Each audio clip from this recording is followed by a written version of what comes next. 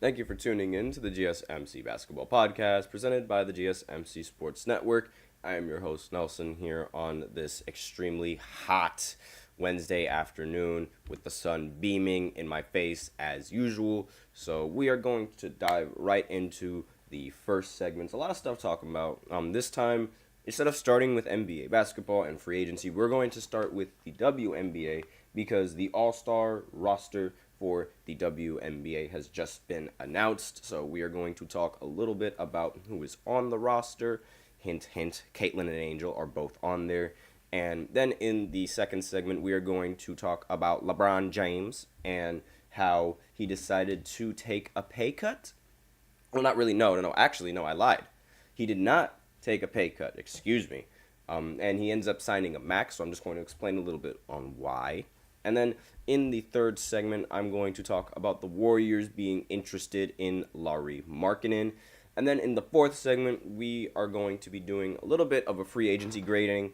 So, because, every other team, they've already, seemed to be, all the moves are being made. So I'm just going to give some of my grades for a lot of these moves. We also have a special fifth segment that I reveal at the end of the fourth segment. So be sure to stay tuned for that. Now, before I begin, I'd like to remind everybody to please go ahead, use the link in the description to get your comments recognized, or the link displayed below the ticker on every show segment. That is GSMCpodcast.net. Really helps the show, makes the show much more interactive between myself and you guys. Once again, the link is GSMCpodcast.net.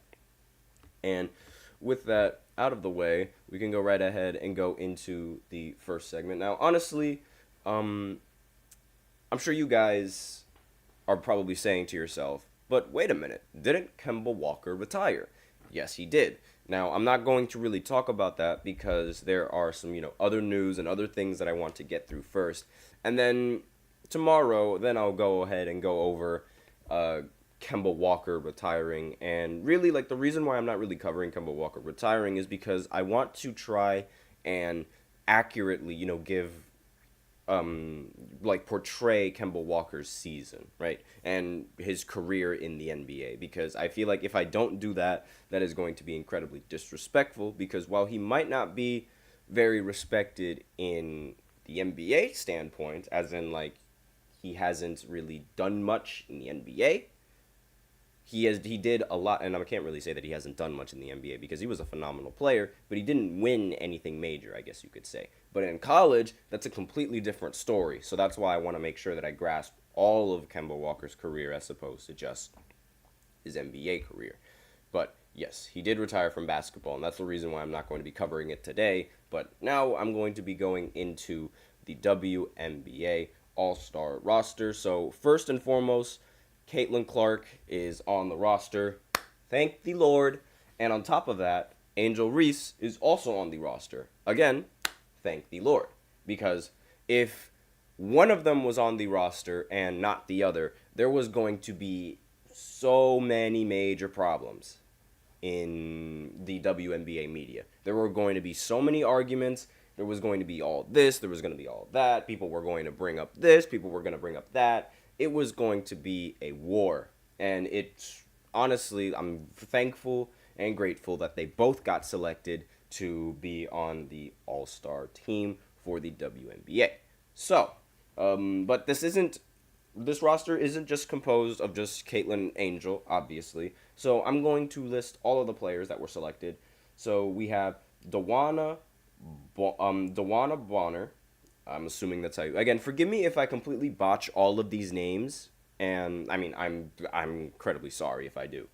Aaliyah Boston, that's the center for the Indiana Fever. And I'm a really big fan of her. She's awesome. Alicia Gray, I do know her. She is awesome. Dearica Hamby. Again, forgive me if I mess up these names. Brianna Jones. Samuel Jones. Januel Jones, I think. How do you pronounce that? Kayla McBride, Kelsey Mitchell, Arike Ogunbowale. Again, forgive me if I mess up all of these last names. Goodness me. Neka Ogumike, and obviously Angel Reese.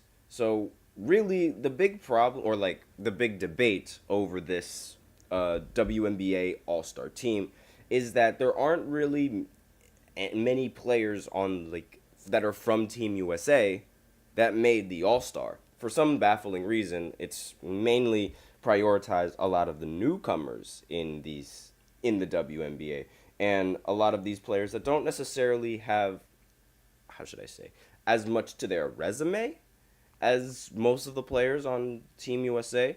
Now, I believe the reason for this being is because nobody on Team USA, like the women's team right now, none of them want to risk injuring themselves, I don't think. Because, let's face it. Oh, and by the way, the center for the, that I just completely messed up, Jonquel Jones for the Liberty. I completely messed up that name. They chose a horrible picture for her, by the way. A horrible picture for her. But aside from that, I don't really think that Team USA, the women's team for Team USA, I don't believe that they want to risk injuring themselves in the All-Star game. We see this all the time in the NBA, how I remember seeing it with LeBron James when he was playing in the All-Star game. He only played like around, I'd say maybe 10 minutes, and everybody else played way more minutes. Him and Anthony Davis didn't really play that much because they did not want to run the risk of getting injured. But as I'm going to list off Team USA's roster just so you guys can remember. It's completely different from the All-Star team. So there is, let me just go ahead and put it up. Nafisa Collier, Kalia Copper. Again, forgive me if I mess up all of these last names.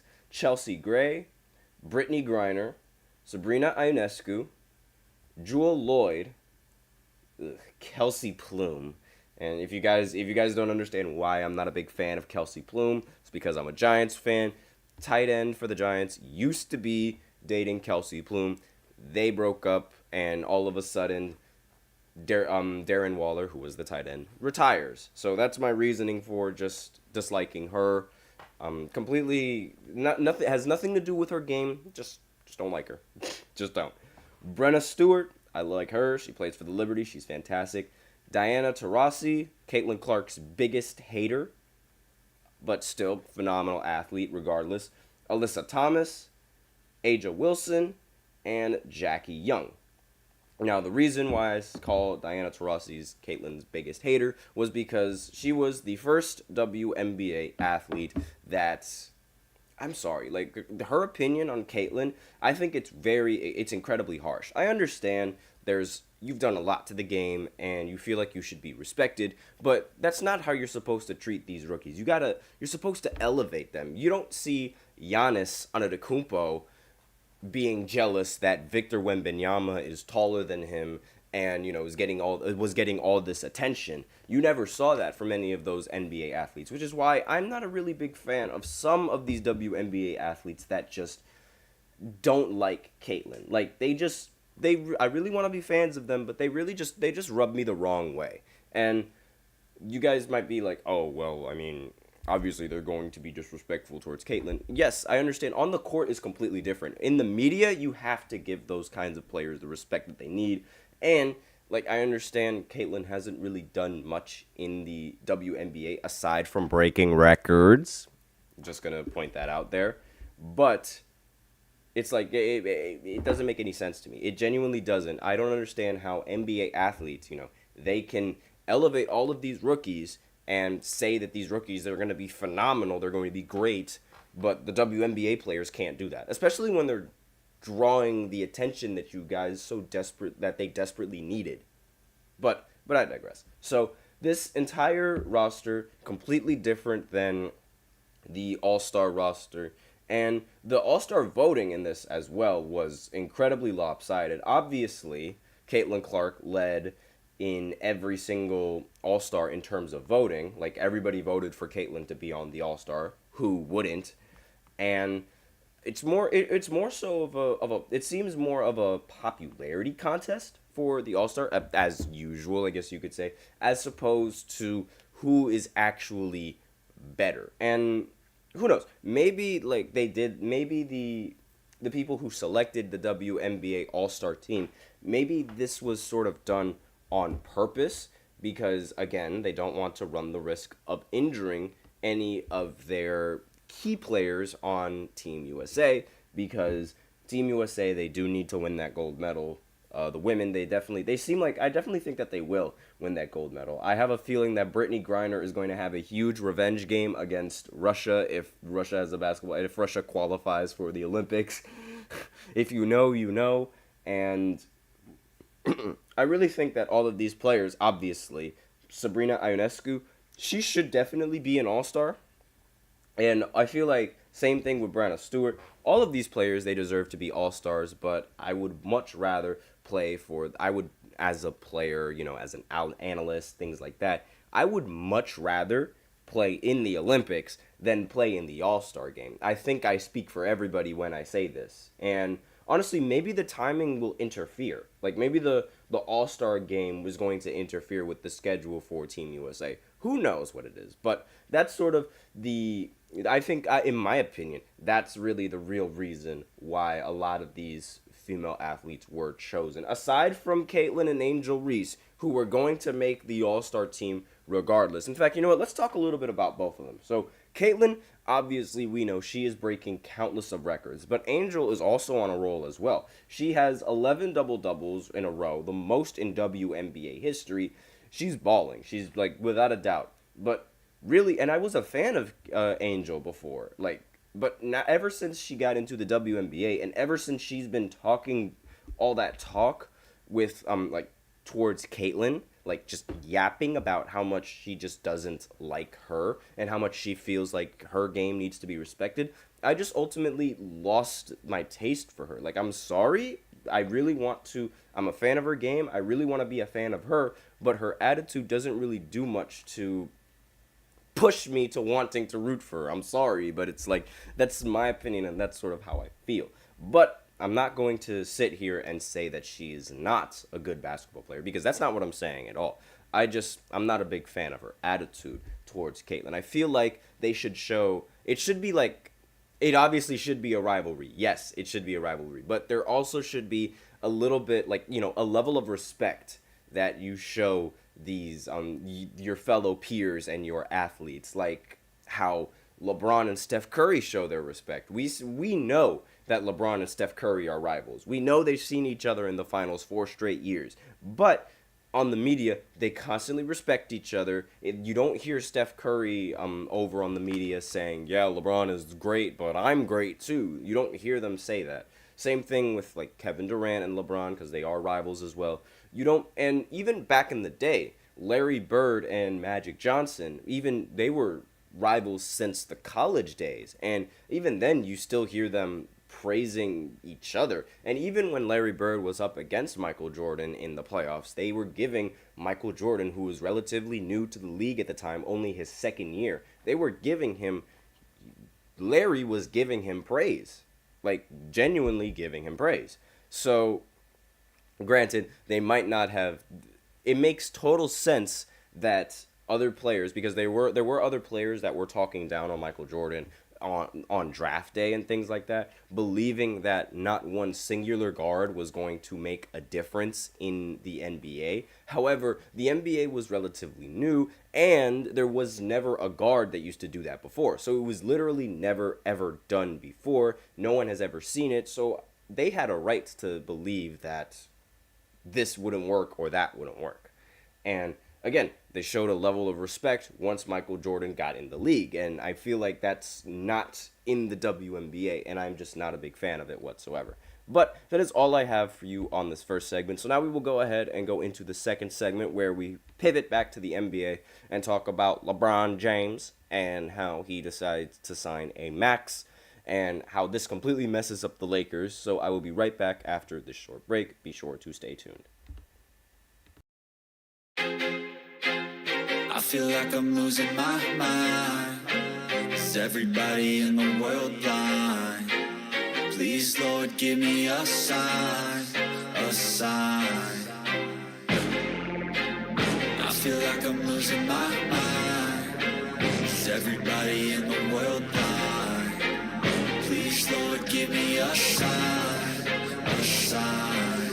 I wanna be the greatest. Everybody on the fake shit. I look around and feel like everybody is the fakest. I make this every day and I'm impatient. Hoping one day I blow up from the basement. Statement, the top is so vacant. I don't hear shit that I think is amazing. Waiting for my day when I'm playing. Sold out shows for 1,000 faces. Hey, give me that crown. Get in my way and to be put down. It ain't your place, all this my town. If I want that shit, then I'll get it right now. I'm losing it, the noose it fits. I'm losing shit, a stupid myth. You choose to live or choose to dip. You choose to fight or lose your grip and lose a gift. Oh. I feel like I'm losing my mind. Is everybody in the world blind? Please, Lord, give me a sign, a sign. I feel like I'm losing my mind. Is everybody in the world blind?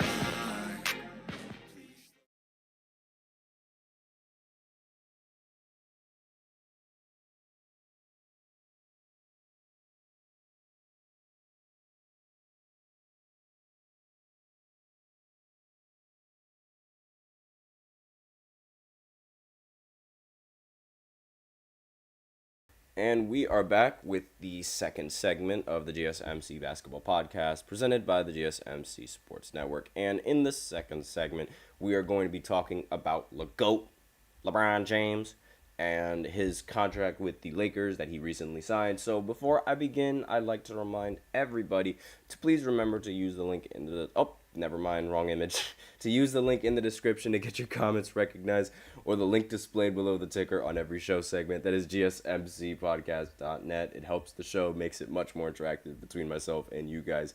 And now, let's go into this image that I wanted to show you guys here. LeBron James, the GOAT, greatest basketball player to ever live. I'm sure you guys already know that. If you guys don't, you guys are either haters or you guys just don't know basketball. I'm kidding. But aside from all of that, so LeBron, he signs a new contract with the Lakers. Remember from earlier, he dropped his player option so that way he could take a pay cut in the hopes that the Lakers would be able to get the free agents that they want, or that LeBron wants. Unfortunately, Lakers, of course, who wouldn't have seen this coming? Lakers did not get any of the free agents that they wanted. So, because they didn't, LeBron decided to take the money and sign a $104 million contract for 2 years with the Los Angeles Lakers. And there's also reports that Bronny signed a 4-year, $7.9 million contract with the Lakers as well. So just wanted to throw that in there. The James family is making money. They are making a lot of money. But this isn't about... Get away from me. The fly is still in the house. I cannot get rid of this fly. It is so annoying. But aside from that, the Lakers, they're really, really, really bad at free agency. I am sorry to say it, but this is just appalling. They miss out on every single free agent that they think they can sign. They miss out all the time. This is arguably as bad as the first stint with Cleveland with the Lakers. In my opinion, the Lakers are arguably doing some of the worst jobs as a front office that I've seen. Like, sure, they did a great job in the beginning when they won in the bubble and they got Anthony Davis. But ever since then, the Lakers have done a horrible job in free agency trying to recruit talent, trying to get other players to join them. They've missed out on every single free agent that they thought they could sign or they had a chance to sign in the LeBron era. Now, aside from trading for Anthony Davis, what successful moves have the Lakers really done for LeBron? Like, genuinely, what are the good moves? Because with the Cavs in the first stint, sure, we could argue they didn't do anything good for LeBron in the first stint. Yes. But then in the second stint, when they reunited, they drafted Kyrie, and they also were able to get Kevin Love on the roster. So, with all of that in mind, Cleveland, they didn't start out strong, but they ended up finishing strong. And in my opinion, it's not about how you start. It's always about how you finish. And the way that these Lakers are handling these free agencies, handling all these trades, it's horrible. I mean, they've missed out on every single free agent that they could have possibly thought of. They missed out on Paul George. They missed out on James Harden. They missed out on Klay Thompson. They missed out, and even before this free agency, they've missed out on several free agents before. They've missed out on Kyrie Irving. They missed out on DeJounte Murray. Like, I can go on and on and on. And then the moves that they end up making and acquiring, they got rid of almost their entire championship lineup to get Russell Westbrook. How fantastic was that team with Russell Westbrook? It wasn't fantastic. It was god-awful. And the reality is that the Lakers, they're just really not it when it comes to, like, in the free agency. Now, with this contract that is so much money giving to LeBron James, I believe this puts them well over into the second apron. So this really, really cripples the franchise a little bit. And quite frankly, they deserve it. They have it. They had it coming. I mean, with LeBron James and with how lackluster this the acquisitions and the free agency has been, I feel like, honestly, this really seems like LeBron was just like, I bet you my contract that you cannot get a single one of these free agents. And the Lakers ended up losing that bet. That's what this feels like. I saw this on a tweet, and I genuinely, like, that's literally what it feels like, and a lot of people are questioning why LeBron decided to opt into taking a huge contract as opposed to taking a pay cut. And the reality is because the Lakers, they missed out on every single possible free agent that they wanted. And really, it's like, and I feel like LeBron at this point, given how old he is and given the state of the roster, I believe he's just like, forget it, and just decides to take the money. Now, do I agree with this? Do I not agree with this? Honestly, I really wish that LeBron would have waited just a little bit to see if maybe the Lakers could have gotten DeMar DeRozan. But now, with this deal coming in, I don't think the Lakers have any sort of space or cap room to be able to negotiate for DeMar DeRozan or even be able to negotiate for Zach LaVine. Like, this really puts the Lakers in a very, very tough spot. And I genuinely think this season for the Lakers, at least with, LeBron on the lineup, it's going to primarily be focused on just playing with his son, which is really what he wanted to do from the jump. So this season might end up turning out really, really bad for the Lakers and for LeBron James. And I'm afraid that he might not be able to avoid the criticism this time, because everybody knows LeBron James is easily the most hated basketball player in the NBA right now. I say this every single time, and every single wrong that he does is going to be magnified. Not to mention the fact that he's in Los Angeles is also going to be magnified. But a lot of people are really, the fly is just around me. A lot of people are really unhappy with this decision by LeBron. They really would have hoped that LeBron would have waited out until, or even take a pay cut, because let's face it, LeBron is arguably the richest basketball player out there right now. And I'm not talking about, just off of the contract alone. I'm talking about, with shoe deals, endorsements, all these kinds of things and not to mention savings and his net worth. I mean, LeBron's net worth is through the roof with all the shoes that he has and things of that nature. But aside from all of that, he is, obviously, we know LeBron is incredibly rich. So the fact that he is taking all of this money, a lot of people might see that as a little bit greedy. And obviously, since LeBron is LeBron, people are going to bash him for taking the free agency, like the max contract. Honestly, if LeBron could walk on water, people would say it's only because he can't swim. That is the amount of hate that LeBron gets, which is insane to me. And again, that was also coming from a tweet because it's genuinely true. I genuinely believe it's true. If LeBron could walk on water, people would say it's because he can't swim.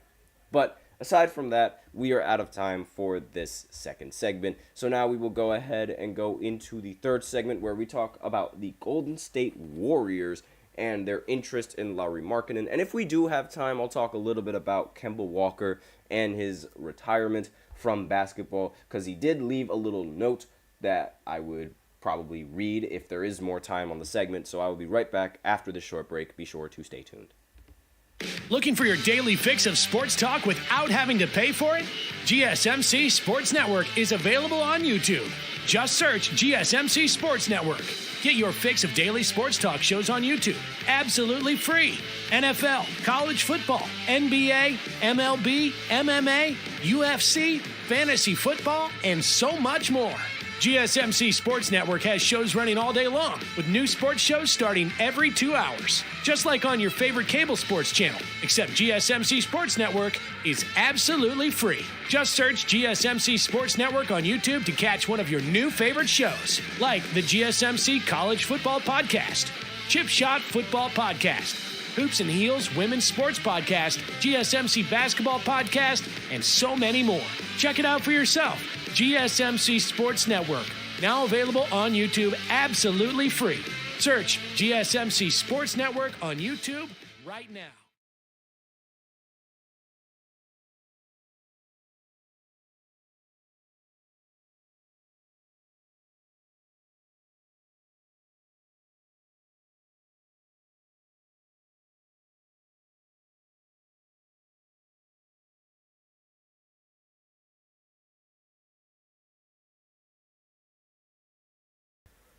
And we are back with the third segment of the GSMC Basketball Podcast, presented by the GSMC Sports Network. And in this third segment, we are going to be talking about the Warriors and their interest in getting Lauri Markkanen. And because, they seem to be really invested in that. Ooh, we have someone in the chat. Is that an I or is that an L? Owl Blue, I'm assuming that is. I'm just going to assume. Again, forgive me if I completely messed up your name. Said Bronny. Yep, Bronny. He did get. I'm assuming he's going to talk about the Bronny's contract or he means Bronny's contract with the Lakers. Yes, I did mention before in the previous segment he did sign $7.9 million for 4 years. That is, that's a hefty amount of money. Not to mention that it's. Already LeBron is going to be making $100 million, so it's like the James family is taking even more money from the Lakers and their organization. Well, not really taking more money because it's under contract, but the Lakers are essentially you know what I'm trying to say. You guys know what I'm trying to say. Don't take that differently. But let me just go right ahead and talk about this next segment, which is going to be about the Golden State Warriors and their interest in acquiring Lauri Markkanen. So they've expressed interest in getting him. Lauri Markkanen, while he isn't really, I guess you could say, a popular player, I guess, like he plays in a relatively he plays in a relatively low market, right? Like playing for the Utah Jazz, and the fact that he plays for the Utah Jazz already sort of just makes him unpopular, just because Utah is relatively unpopular with most of the NBA and most of its fans, unfortunate as it is. And now Lauri Markkanen, he was an All-Star last year. He was voted for the All-Star team last year. And let's see, just looking at his stats, it does seem like, I feel like this would be a very good acquisition. He is a quiet 23-point-per-game scorer. Last season, he averaged 23 points per game, 8 rebounds, 2 assists, 0.9 steals, and let's see, let me just go ahead and look at his shooting percentages. He shot 48% from the field, 39% from 3, just barely off of 40% from 3, just barely. Like it's 0.399% from 3. And on top of that, his 2-point field goal percentage was 55%. So I have a feeling that I genuinely think that this is a really good, if they do end up landing him, this is a very, very good substitution and honestly a sleeper pick, because the Warriors, obviously you guys know, they had the intention of bringing Paul George to Golden State, but the Clippers, they weren't willing to negotiate a deal with the Golden State Warriors. On top of that, the Warriors also ended up losing Klay Thompson, And when they lost Klay Thompson, obviously, Draymond Green, he cried. Steph Curry really hoped that they could work out a contract. Steve Kerr also tried to keep the big three all together, but it ultimately ended up failing. And so, honestly, I really feel like this is a very solid pickup for the Warriors and a very good substitute, honestly. So, Paul George's numbers, he averaged 22 points per game. So, Lauri Markkanen is giving the exact same, almost the same production on the offensive side of the ball, right? Now, let me go ahead and look a little bit deeper into Paul George's stats from last season. Now, he shot better from 3, 41%, compared to Lauri's 39%. But, again, I feel like that shooting percentage, it's really, really close. Like, it's very close. Now, his field goal percentage, Paul George's field goal percentage, 47%, compared to Lauri Markkanen's 48%. Again, marginal, very, very close. And then Paul George's two-point shooting percentage, 52%, compared to Lauri Markkanen's 55%. Again, incredibly marginal. Now, for Paul George, his assist numbers are much higher than Lauri Markkanen's 3.5 compared to Markkanen's 2. Now, again, actually, you know what? It's not even that big of a difference. It is marginal. But the rebounding is a very huge difference. Markkanen grabs 8 rebounds compared to Paul George's 5. Now, and not to mention, another thing that should also be considered is age. Lauri Markkanen is only 26 years old compared to Paul George being, how old is Paul George again? 33 years old? Yes, he's 33 years old. And I think, honestly, this could be a better pickup for the Warriors in the long run if they work out a trade that could send him over. Now, I have a mock trade already ready here, so I'm just going to go ahead and bring that up just 1 second. All right. So here's this mock trade for Lauri Markkanen. Now, the Warriors, they receive Lauri Markkanen, obviously. Duh.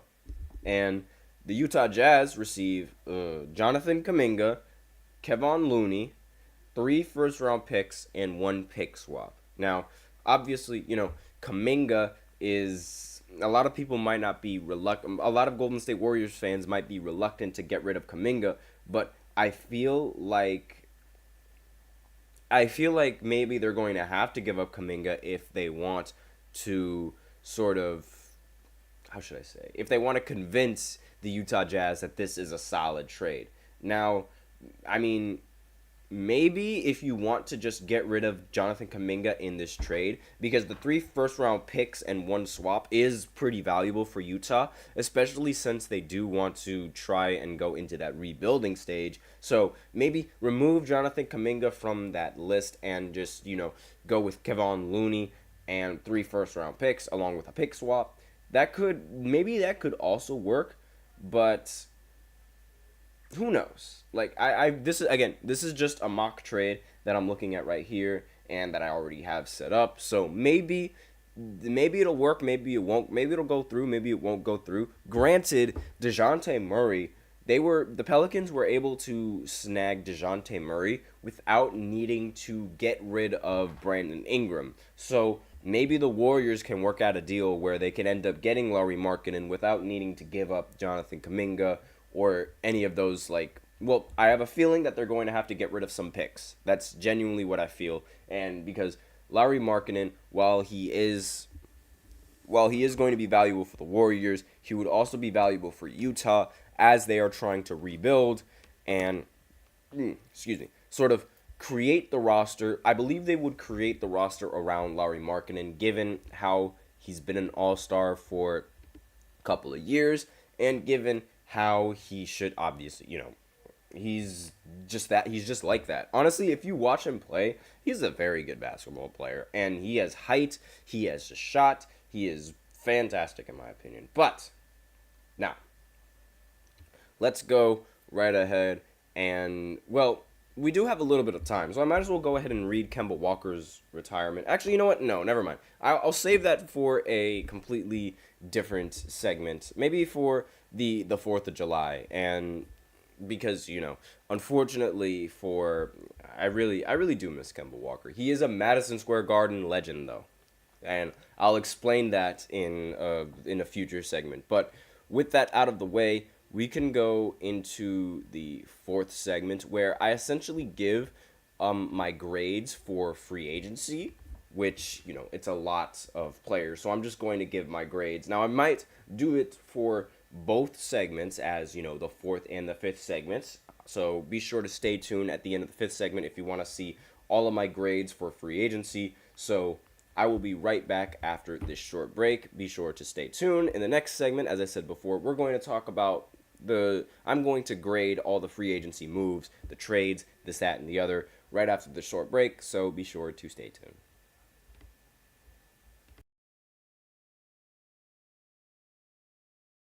For the best and latest podcasts available anywhere, go to the podcast app on your cell phone and type in GSMC to access free content-rich podcasts on health and wellness, book reviews, sports, entertainment, relationships, social media, movies, technology, finance, and even weird news. Subscribe and download the GSMC Podcast Network's family of shows, available everywhere podcasts are found.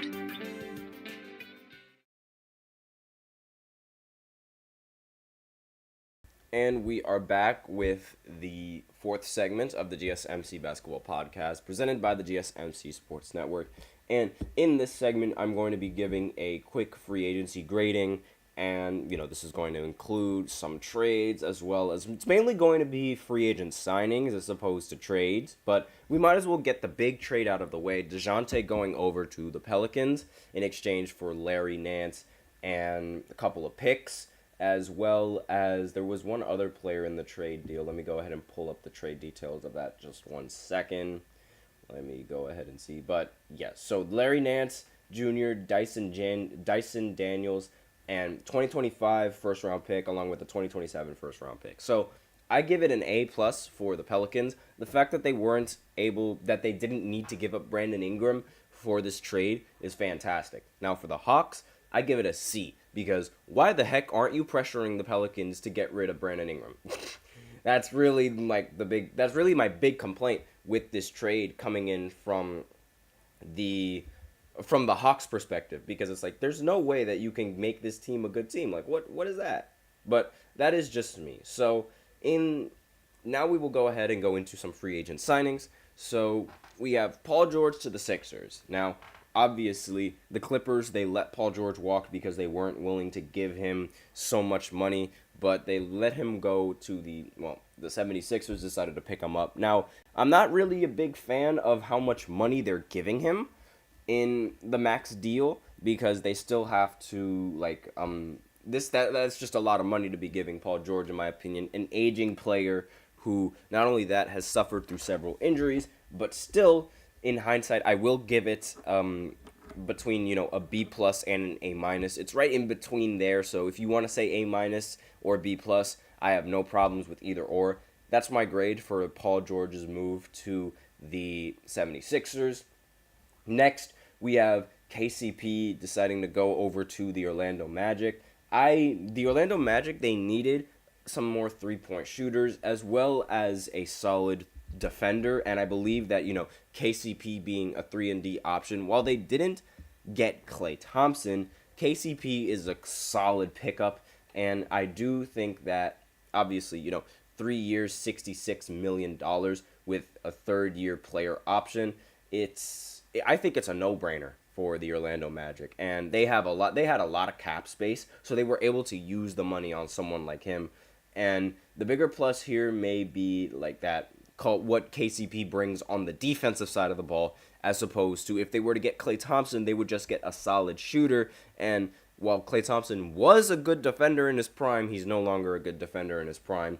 And pairing him with Jalen Suggs and Jonathan Isaac, who recently signed a big contract, Jonathan Isaac I'm talking about, with the Orlando Magic as well, I feel like this is a great deal, honestly. Now, would you guys be interested in listening to the deals with Jonathan Isaac's contract? I'll go ahead and pull them up right now, just in case you guys are interested. Let me just go ahead and get the information on Jonathan Isaac's new contract. Just give me 1 second. Now, I believe it was a 5-year contract. Yes, it was. And it was for $84 million. Now, that doesn't really seem like a lot when you look at everyone else's contract and every other All-Stars contract. However, Jonathan Isaac didn't really play much.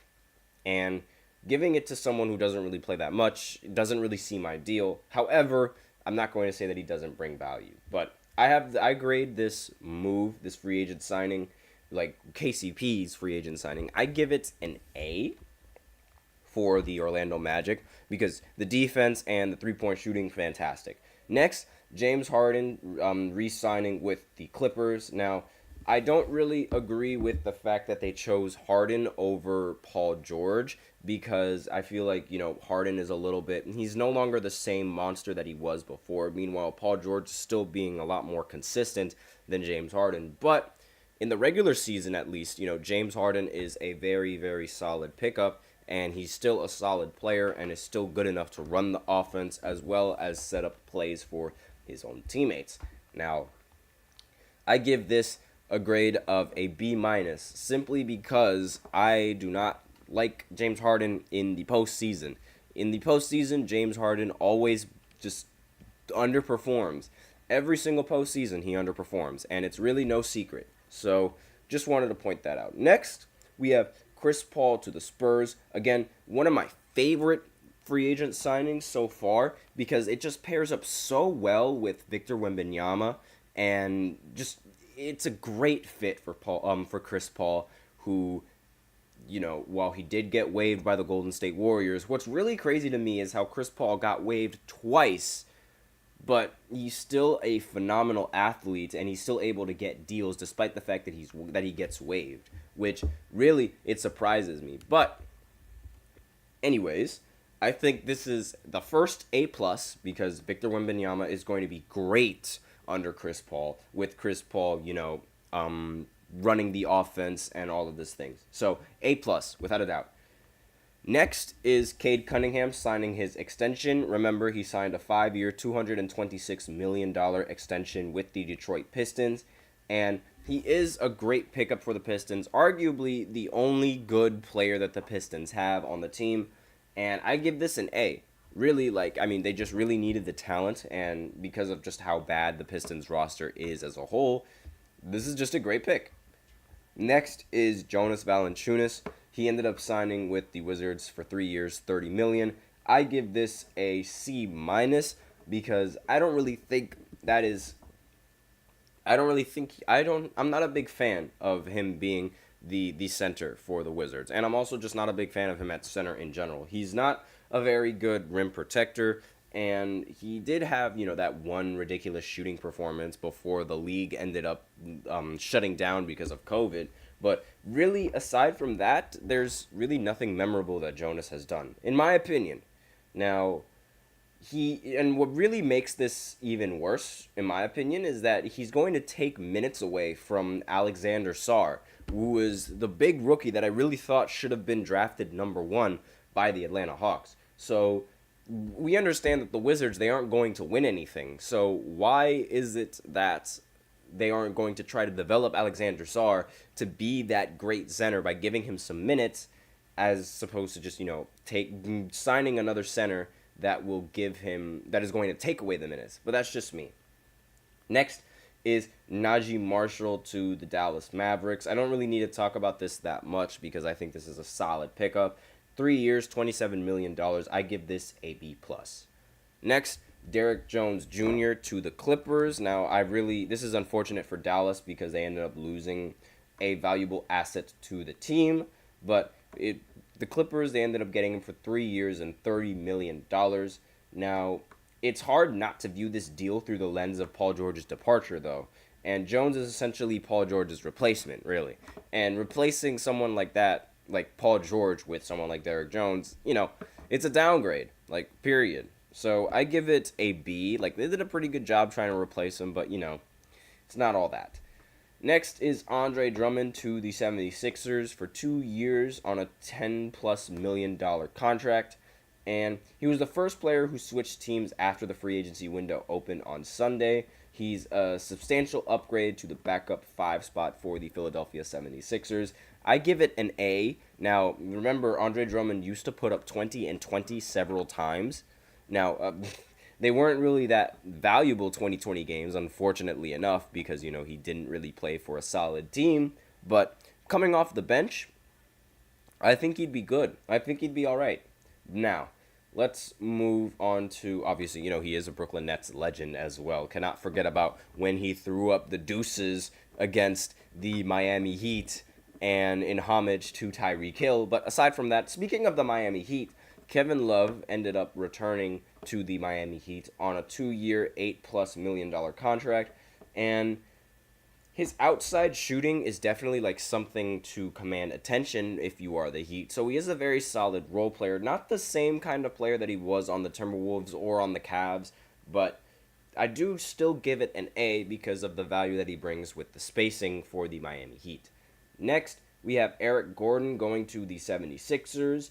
Now, I believe he could be a very solid option in the starting lineup as well. He is one of the players that has a 50-point game in the regular season, which not many players have, and is honestly one of the most shocking 50-point games in recent memory. But I give this a B+. He is a very solid shooter, and he is going to help the team space the floor out, because that's really his job. Next is Mason Plumlee going to the Phoenix Suns. I give this a B+, because Mason Plumlee, he works hard, he plays hard, he gets the rebounds, he plays the defense. He is a very solid pickup, and he won't join the Suns looking for a ton of shots, but, it's not going to be a huge upgrade over Drew Eubanks, but at the minimum, it's a win, because, again, it's a one-year contract via Woj. The details of the contract, however, aren't really all that, but it's a veteran minimum salary, so that's what we presume. Next is Kevin Porter Jr. going to the Clippers, and I give this I'm a little bit biased, I think. I won't even lie to you guys, but I give this a D. It's for 2 years with a player option in the second year, and it was the biggest surprise, arguably one of the biggest surprises for free agency. And in my opinion, he spent time, he played overseas the last season following a plea agreement stemming from domestic violence incident. Now, obviously, you can go ahead and look up all of that stuff. And Porter had a tense exit from the Cavs, and he left the game early with the Houston Rockets after arguing with an assistant coach. Now, the fact that he's arguing with the coach, in my opinion, it really isn't a good presence in the locker room. And he might be a very solid player, averaging 19 points, 5 assists, and shooting 36% from 3, but that production came with a really bad team in Houston. And again, being a problem in the locker room, I'm just not a big fan of it, so I give it a D. Next, we have the final one on this list so far, Luke Kornet returning to the Celtics. I give this a B+, because obviously he did help the Celtics win a championship, and I cannot hate on somebody for helping the Celtics win a championship. So that is the free agency grades for day 1. Now we will go into, in the next segment, talk about the free agency grades for day 2. And I will be right back after this short break. Be sure to stay tuned.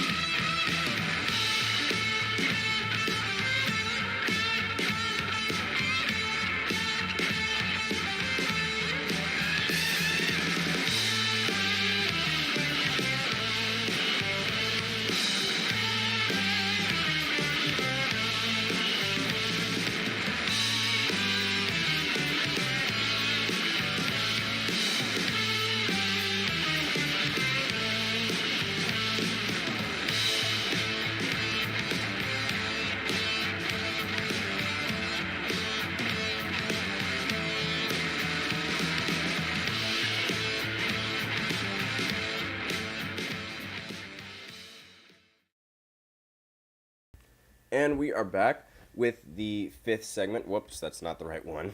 Anyways, we are back with the fifth segment of the GSMC Basketball Podcast, presented by the GSMC Sports Network.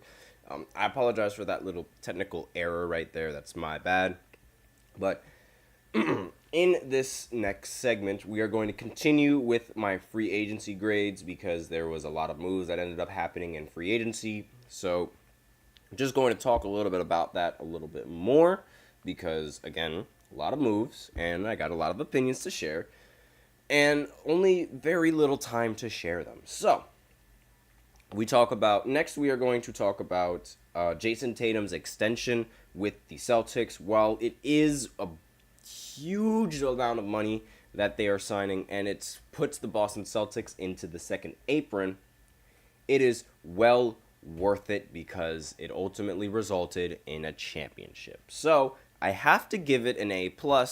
Well, I'm going to give it an A. I apologize. But I have to give it a very high grade because how could I not? He won the championship, and until hindsight kicks in, like when the end of the contract is, like the 5 years when the contract expires, and given the amount of time, how many championships they can end up getting after that contract expires, then the actual opinions are going to be a little bit more clear. But as of this rate, they're fighting to go back-to-back, and they're fighting to keep their, starting lineup intact and continue to win championships. So I really don't have a problem with this huge max contract.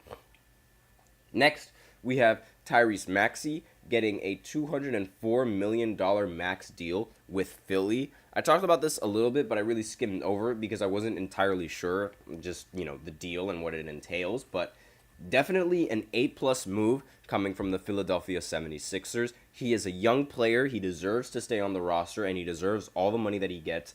And the only problem really with this signing is the fact that this just puts the Sixers in the second apron and could potentially, I believe it puts them in the second apron, and it really could just mess up the franchise trying to get other players as well. But they do have a solid big three, and in my opinion, they could make a lot of noise. Now, next is Klay Thompson with the Mavs in the sign and trade. 3 years, $50 million. Now,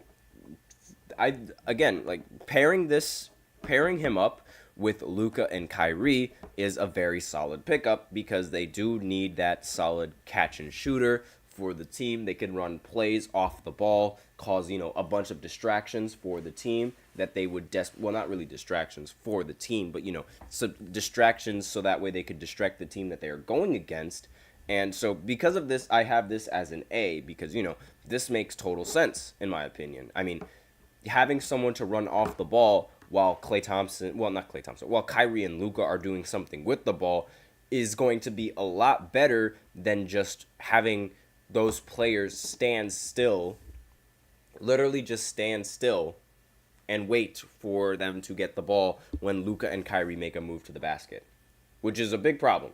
So next, we have Tobias Harris joining the Detroit Pistons for $52 million. It makes total sense for the 76ers to let this man walk because of his terrible performance in the elimination game. Now, I think, this is going to be the average case of a good player on a bad team, so his stats might be a little bit inflated going into this season and, playing for the Pistons. I give this a B simply because, again, it could be a simple case of good player, bad team. Like how the Wizards are, and honestly, I can't even say, scratch that, because I was going to compare this to like how Jordan Poole is with the Wizards, but Jordan Poole is awful on the Wizards, and everybody expected Jordan Poole to average 30 points per game, but he never did.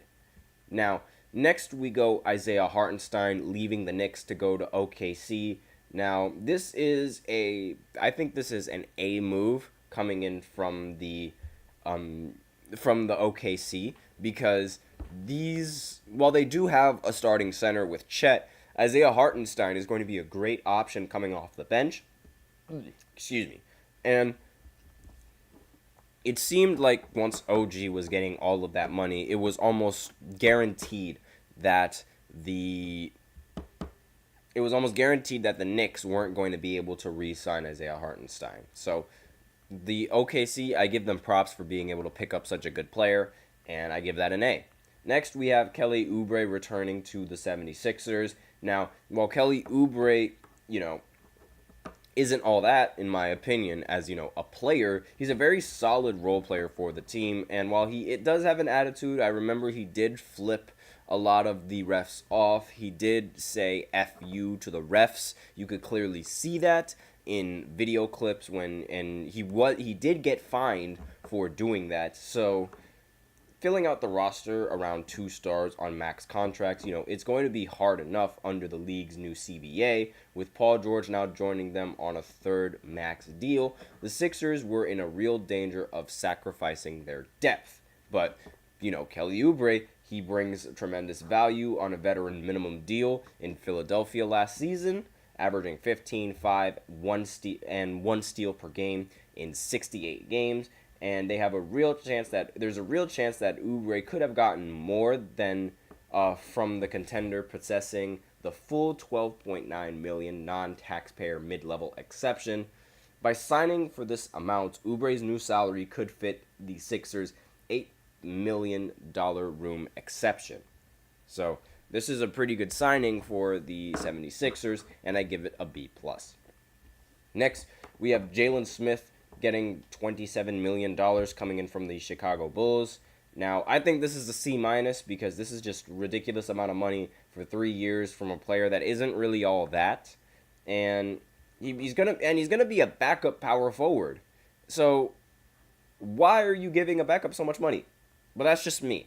Now, next we have Isaiah Joe signing for $48 million for 4 years with the Thunder. And I give this an A- because, he is a solid player. And after waiving, he did get waived by the 76ers in 2022. He signed with OKC, became one of the better 3-point shooters. And honestly, I genuinely just think this is a great pickup. And they need the roster that they have right now to be able to develop, and so that way they could end up winning a championship in the future. This is why they also signed Aaron Wiggins, getting $47 million from OKC, and I give this an A-. Again, these players, they were incredibly valuable to OKC and their success, so really no more need to talk about that. And we are running out of time, so I am going to speed things up a little bit. Drew Eubanks signed with the Jazz. I give that a D because that is just a horrible deal for 2 years, $10 million. For someone that isn't really that important for the roster, while they could use most of that to renegotiate Lauri Markkanen's contract and give him an extension, it was surprising to see that the Jazz's first order of business was to give Drew Eubanks a $10 million deal, which is why I give it a D. Next, we move on to Delon Wright, giving the Bucks some sort of depth, a 1-year, $3.3 million contract. I really think this is a very solid pickup. So I'm going to give it a B+. He's a very solid player. Now, he is 32 years old, which is really the only downside in my opinion, but still relatively solid player for the Bucks. Nicholas Batum reunites with the Clippers on a 2-year, $9.6 million contract. I have this at an A because Batum is, he was a very valuable asset for the Clippers when he was on it. He's 35 years old, but he's still a really good defender, and he can shoot and play whatever role they'll need him for the Clippers. So that's why I give him a solid grade. DeAnthony Melton signing to the Warriors on a 1-year, $12.8 million contract is, I think that's a little bit much, but his production more than makes up for it. He averages 11 points, 3.7 rebounds, and 3 assists on 36% shooting from 3 for the Sixers last season. So I'm going to give this a B+, or a B, just around that area. Aaron Holiday gets $10 million from the Houston Rockets. Now, while I don't really think that's a lot, I don't think that's a good signing simply because his production isn't all that. He's going to be making $5 million a year to average 6 points, 1 assist, and in 16 minutes, and shooting 38% from three. Now, the three-point shooting percentage is fantastic, but again, that kind of production for $10 million for 2 years, I don't really think it's ideal for Houston, so I got to give it a C. I'm sorry, this is not it. Next is Goga Bidaze re-signing with the Magic. Again, forgive me if I botched that name. It is for 3 years on $25 million.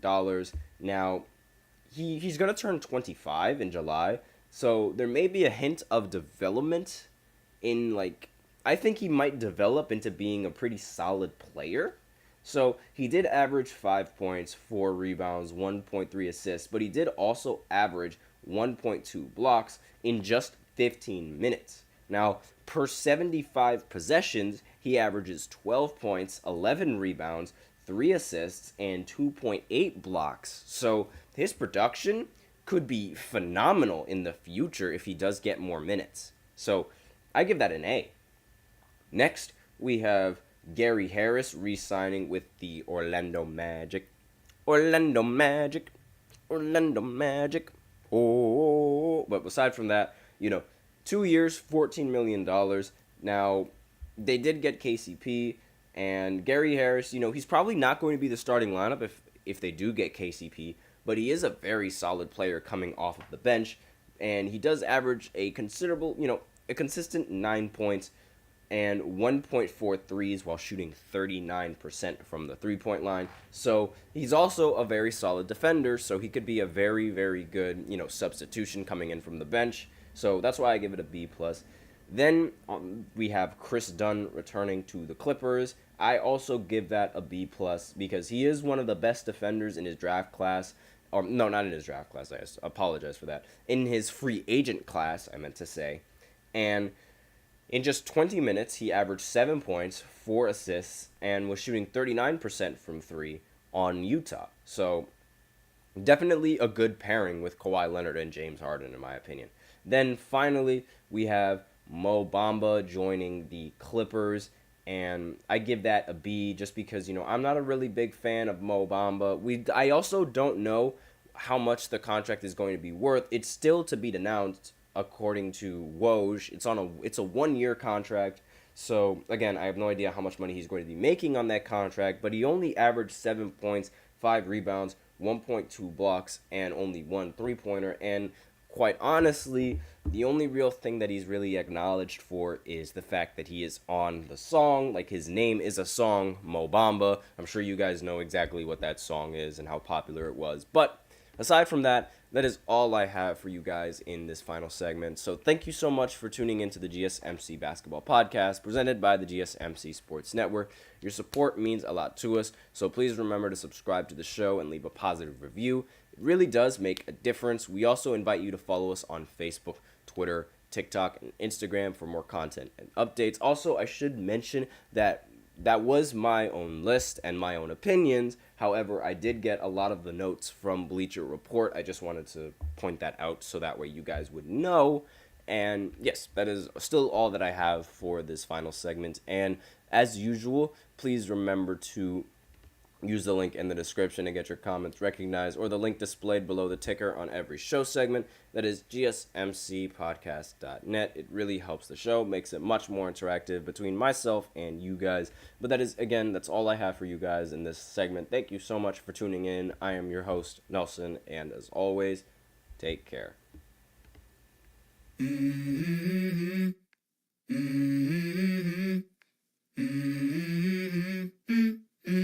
Let's go.